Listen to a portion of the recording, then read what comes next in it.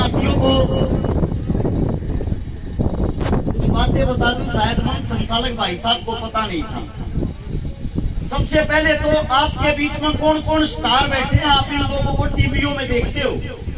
इन भाई साहब को थोड़ा परिचय करवाना नहीं आया, मैं करवा देता हूं। सबसे पहले आपके बीच में हरियाणवी कलाकार, बॉलीवुड कलाकार जिसके सैकड़ों गाने आ चुके हैं, नवीन नारू। एक बार खड़ा होगा।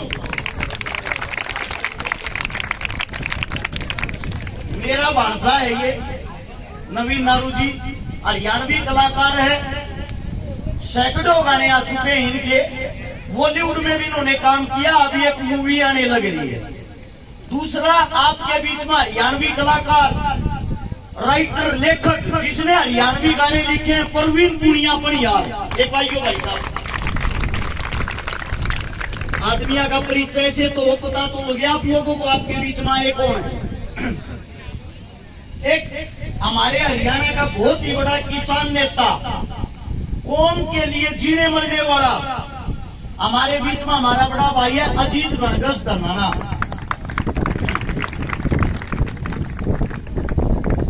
और आपके बीच में हरियाणा का कबड्डी का स्टार, बहुत ही अच्छा पहलवान, मिंटी पहलवान। एक बार पहलवान जाओ।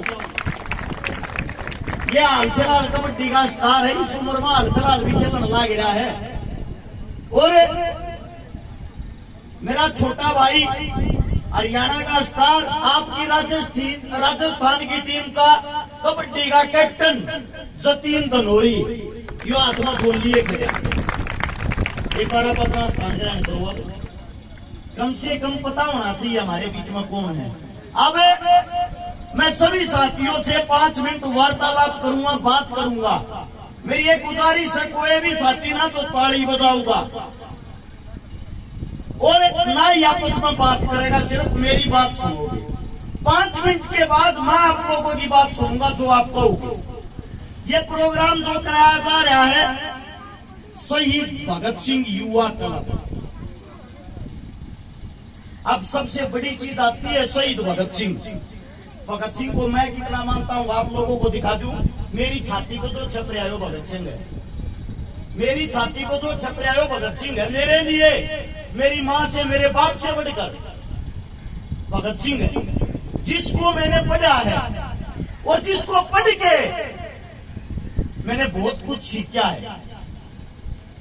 आप लोगों ने इस भगत सिंह से क्या सीखा है, ये सवाल मेरा सबसे रहेगा, लेकिन ये बाद में पूछूंगा। पहले आप लोगों को बताता हूं शहीद आजम भगत सिंह कौन था। सिर्फ और सिर्फ आप लोगों को उसके जीवन के आखिरी 12 घंटे बताऊंगा। जो उसके जीवन के आखिरी 12 घंटे थे वो उस इंसान ने कैसे बिताए थे। 23 मार्च का दिन था 1931 में, हम गुलाम थे और उस दिन रात को जोरदार आंधी आई थी। जब जोरदार आंधी आई, सवेरा निकला। सवेरा निकलने के बाद ठंडा मौसम था, जो मौसम हाल फिलहाल का है। जैसे आप लोग बैठे हुए हो सब, लाहौर जेल के बाहर ऐसे ही लाखों आदमी इकट्ठे हो रखे थे उस भगत सिंह के लिए, राजगुरु के लिए, सुखदेव के लिए। वे तीनों शेर जेल के अंदर, ये लगा लो जहां मैं खड़ा हुआ हूं ये लाहौर की जेल है, और जहां आप लोग बैठे हुए हो आप सब जेल के बाहर हो। अब वो दिन बताता हूं आप लोगों की, रोम रोम तर्राएगा अगर आप बातें सुनोगे। उस दिन जेल का वार्डन शरद सिंह आता है शाम के 4 बजे और सबके गेट बंद करते हुए, सबके दरवाजे बंद करते हुए कहता है जल्दी से सब अंदर हो जाओ, ऊपर से आदेश है।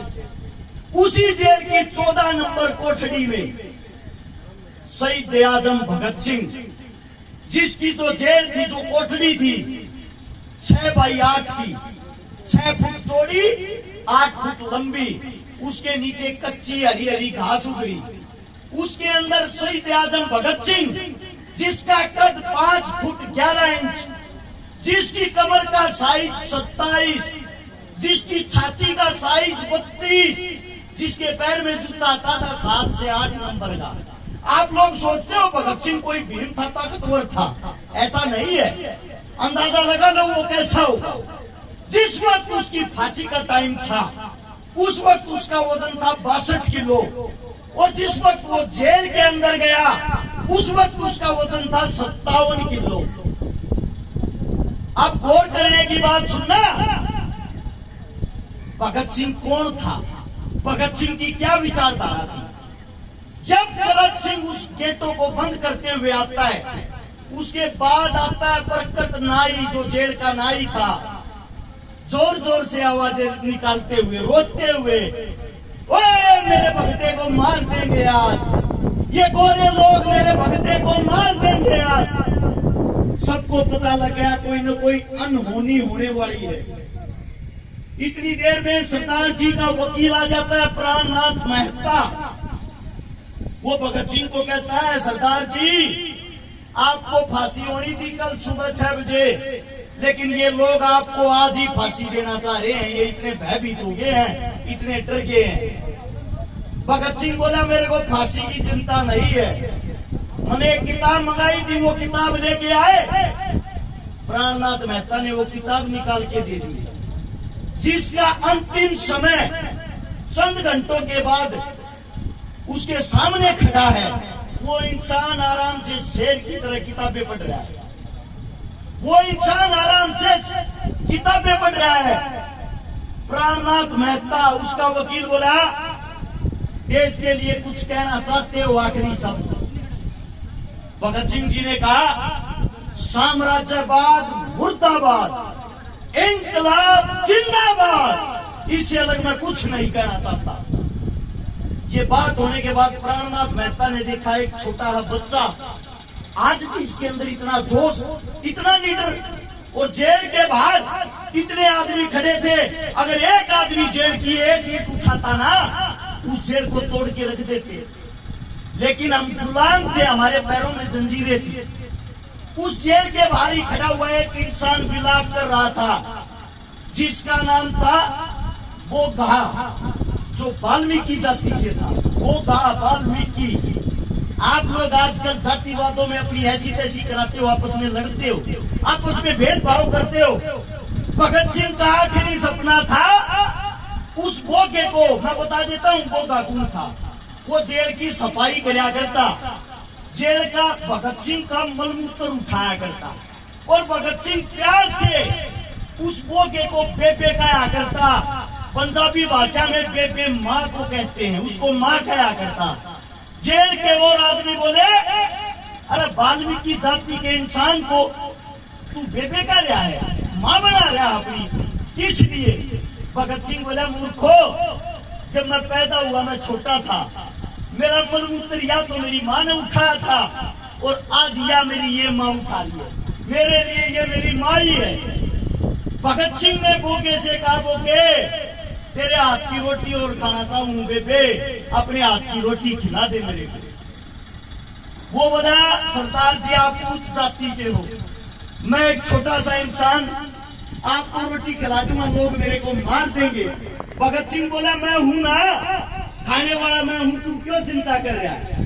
बोगा अपने घर से रोटी बना के लाता अपने हाथों से, और बोगा टूक तोड़ के एक निवाला भगत सिंह के जैसे ही मुंह में देता है। बोगे की आंखों से आंसू निकल आए। बोला, रे भगते, तू किस मिट्टी का बना हुआ है, तू किस मिट्टी का बना हुआ है? लोग आपस में जातिवाद में लड़ रहे हैं, अब तू इतना प्यार कर रहा है सबसे। वही बोगा जेल के बाहर खड़ा था। भगत सिंह की आखिरी ख्वाहिश थी एक बारी उसके हाथ की रोटियां खाऊं। वो बाहर चिल्लाता चिल्लाता बेहोश हो गया, जेल के अंदर उसको भी नहीं घुसने दिया। जब भगत सिंह को अंग्रेज आए, वो टीम आई, फांसी के लिए लेके चल दिए। फांसी के लिए जब लेके गए, तीनों से पूछा गया, तुम्हारी अंतिम इच्छा? गाली देते हुए बोला, शहीद आजम सरदार, अबे कुत्तो, आखिरी इच्छा यही है, इस देश को छोड़ के चले जाओ। पहली इच्छा भी यही थी, इस देश को छोड़ के चले जाओ। हंसते हुए कहा, ये तुम्हारे बस की नहीं, अपनी फांसी की तैयारी करो। 7:28 पे उन योद्धाओं को फांसी के फंदे पर चढ़ाया जाता है। 7:33 पे उनकी फांसी पूरी होती है। उस 5 मिनट के दौरान जब ये पूछा गया तुम्हारे में से सबसे पहले फांसी के फंदे को कौन चूमना चाहेगा, एक ऐसा पागल था जिसका नाम था सुखदेव। उसका कहना था मैं देश के लिए एक बार मरना चाहता हूँ। सुखदेव ने हंसते हुए कहा सबसे पहले फांसी के फंदे को मैं चूमूंगा। पहले सुखदेव का नंबर, फिर भगत सिंह का, फिर राजगुरु का। बाहर उसकी माताजी खड़ी थी। उसकी माताजी ने कहा था बेटा जिस फांसी के फंदे को तू अपनी दुल्हन कहता है, जब वो तेरे गले में डल है तेरी आवाज मेरे कानों तक सुनाई देनी चाहिए। ये बताया जाता है उस वक्त भगत सिंह ने इंकलाब जिंदाबाद का नारा इतने जोर से लगाया था, बाहर खड़े 1 लाख आदमियों को साथ सुनाई दिया था। उनको मृत घोषित करके हमारे देश के जवानों को, हमारे देश के क्रांतिकारियों को उनके टुकड़े टुकड़े कर दिए। उनके टुकड़े टुकड़े करके सोचा इनको जेल के अंदर चलाओगे, बाहर पब्लिक को पता लग जाएगा। बाहर से ट्रक मंगा लिया, ट्रक मंगाकर उसके अंदर बोरियों में बांध के उन लाशों को बदतमीजी के साथ भगाया गया और पिछली जेल की दीवार तोड़ के वहां से निकाल के ले गए सतलुज के किनारे। सतलुज के किनारे जब लेके गए वहां के गांव जाग गए और उन अंग्रेजा का हमला बोल दिया। आधी कच्ची जो लाश थी उसको वहां से वापस निकाल दिया। जिनका पूरा शरीर जला नहीं था, अंतिम संस्कार हुआ नहीं, उसको निकाल के अगले दिन की जब सुबह होती है सबको पता लग जाता है हमारे बीच भगत सिंह, राजगुरु, सुखदेव नहीं रहे। वो लाखों आदमी उनके अंतिम संस्कार में काले कपड़े पहन के, काली पट्टी हाथा पर बांध कर, काले झंडे हाथा में लेकर उन तीनों की लाशों को लेके, उन तीनों की लाशों को सोच के देखो, एक अधजली लाश को, तीनों लाशों को भगत सिंह की माँ के पास था। भगत सिंह की माँ जिसको अपनी गोदी में ले रही है, भगत सिंह का पिताजी सरदार किशन सिंह उन तीनों बेटों को अपनी गोदी में उठाए हुए। वो मंजर कैसा होगा? उसको लेके अंतिम संस्कार के लिए जब जाते हैं, उनका अंतिम संस्कार हिंदू और सिख दोनों रीति रिवाजों के द्वारा किया जाता है। वहां पे लेकिन सबसे पहले जो नवज पढ़ता है, नवज पढ़ने का काम किया वो मौलवी ने किया। उसके बाद ब्राह्मण ने उनके अंतिम संस्कार का क्रियाक्रम किया। और एक आज का समय है जो हमें एक करने के लिए इस देश को छोड़ के चले गए, जिनकी लाशों का बदला आज तक नहीं लिया गया, आज तक उनको शहीद का दर्जा नहीं मिला, आज तक उनका कहीं जिक्र नहीं होता, आज तक कोई भी पार्टी उनके विचारों पे नहीं चल पाई। उनके सबसे पहले विचार थे हम सब एक हैं, हम सब इंसान हैं। कोई भी सरकार आए आप लोगों को हिंदू मुसलमान जातिवाद में बांट के, धर्मवाद में बांट के लड़ाती रहेगी, आप लोगों का फायदा उठाती रहेगी। मैं आप सभी साथियों से पूछना चाहता हूँ, आज इस वक्त लिम्पी नाम की बीमारी चली हुई है, सबको पता होगा। हमारी गौ माताएं कैसे तड़प तड़प के मर रही है। भाजपा सरकार, कोई पार्टी वाला बैठा हो भाई बुरा मत मानना, बात को समझना और सुनना। भाजपा सरकार जब 2014 में चुनाव लड़ने आई, उन्हें कहा था गौ माता की रक्षा हम करेंगे। उन्हें करी भी गौ माता की रक्षा। कैसे करी? भारत 20वें नंबर पर था गाय का मीट बेचने में, जिसको बीफ कहते हैं। आज भारत 30वें नंबर पर है। या रक्षा करी, जितनी गायें पहले कटती थी उससे 3 गुना बढ़ गई। आज लिम्पी नाम की जब बीमारी आती है, हमारे देश का प्रधानमंत्री, हमारे देश का राजा बाहर से चीते लाता है। मैं पूछना चाहता हूँ कहाँ अपने बाप की शादी में लेके जाएगा? क्या कमाएंगे वे? उनके पास इस बात का कोई जवाब है? क्या काम आएंगे उनके लिए वे? हर जगह बस उनको एक ही काम है, इस लोगों को आपस में लड़ा दो, भिड़ा दो, हिंदू मुस्लिम करा दो, उसको उसका दुश्मन बना दो और तुम राज करते रहो। जो काम अंग्रेज करते थे आप लोगों को लड़ा के, वही काम आज हो रहा है, वही काम आज हो रहा है। हम आज कौन सा आजाद हैं? आप सबसे पूछना चाहता हूँ, आप अपने आप को आजाद मानते हो? देश को आजादी 47 में मिली थी, 1947 में। उसके पूरे 4 साल बाद 1951 में शहीद चंद्रशेखर की माता जी की मृत्यु हुई थी, देहांत होया था। चंद्रशेखर की मां, नाम देखो कितना बड़ा, देश का क्रांतिकारी योद्धा, उसकी माता जी की मूर्ति तक नहीं लगने दी थी आप लोगों की सरकार ने, आप लोगों के प्रधानमंत्री ने। पता है क्यों? इसलिए अगर इसकी मूर्ति लग गई, लगने के बाद इनकी क्रांतिकारी विचारधारा फिर ऊपर आ जाएगी। आप लोगों को नहीं पता हो, भगत सिंह, चंद्रशेखर जब हमारे बीच नहीं रहे, उनके 50,000 साथी अंग्रेजों ने ढूंढ ढूंढ के बुरी तरह तड़पा के मारे। वही हालात आज हो रखे हैं। जब आप लोगों के पास में आपका कोई साथी तड़पता है, आपकी गौ माता आज बुरे तौर से जूझ रही है, कहां चले गए भाई आज वे गौ रक्षक? वे गौ रक्षक जो पार्टियों में, उनकी बातें कर रहा हूं मैं, इनकी नहीं। ये जो सदैव अपना कार्य करते आए हैं, जो आज भी संभाल रहे, मैं हर एक पार्टी की बातें कर रहा हूँ। कहाँ है वे पार्टियां? कहाँ है उन पार्टियों के MP MLA? सिर्फ क्या उनको राजनीति करने के लिए और वोट मांगने के लिए गायें याद आती है? कोई मुद्दा बनाना हो, भाई भाई से लड़ाना हो, तभी गौ माता को उठा लाएंगे। हर टीवी चैनल पे 3 दिन से ये चल रही है खबर, आज चीते ने इतना भाग्या, आज चीते ने इतना भाग्या, आज चीता इतना तोड़े। क्या कमाएगा वो चीता? अगर वो काम आने के लिए लाए होते, काम करो, उसको संसद के अंदर ही छोड़ दो, सारे जितने निकम्मे नेता होंगे सबको खा जाएगा। यार कोई काम होता है देश के लिए? देश को डुगडुगी समझ रहे क्या? कोई भी आओ, बचाओ और चले जाओ।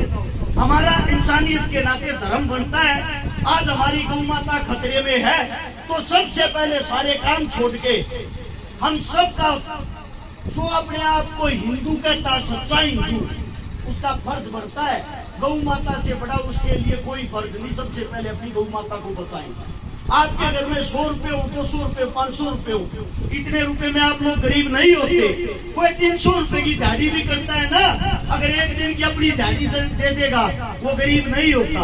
आप मंदिरों में भी तो दान देते हो, मस्जिदों में भी तो दान देते हो, गुरुद्वारे में भी तो दान देते हो। आज हमारी गौ माता दान मांग रही है, हमारा हक बनता है हम उस गौ माता को दान दें। और सबसे पहले भाई कमेटी वालों को एक बात मैं कहना चाहता हूँ, सबसे पहला दान 5100 रुपए का अपनी जेब से मैं दे रहा हूँ। कोई भी आके स्वीकार कर ले, मेरे मुख से कोई गलत बात निकली हो उसके लिए मैं माफी चाहता हूँ। और पास की गौशाला से शायद कमेटी आई है, पाड़ी गांव से कमेटी आई है भाई। 5100 रुपये इस गांव को, 5100 रुपये उस गांव वालों को दे रहा हूँ। आपका बच्चा हूँ, आपके बीच कहूँ मैं, कोई नेता मंत्री तो हूँ नहीं। जैसा मेरा जुबान है वैसे आपके चरणों में ये अरदास है, इसको आप प्राप्त करें। और मेरे मुंह से कोई गलत शब्द, कोई गलत बात निकल गई हो, अपना बच्चा, अपना भाई, अपना बेटा समझ के माफ कर दे। अगर मेरी बात आप लोगों को अच्छी लगी हो तो एक बारी नारा लगाएंगे इंकलाब का और गौ माता का। तैयार हो? बोलो इंकलाब, इंकलाब, गौ माता की, गौ माता की। धन्यवाद आप सबका।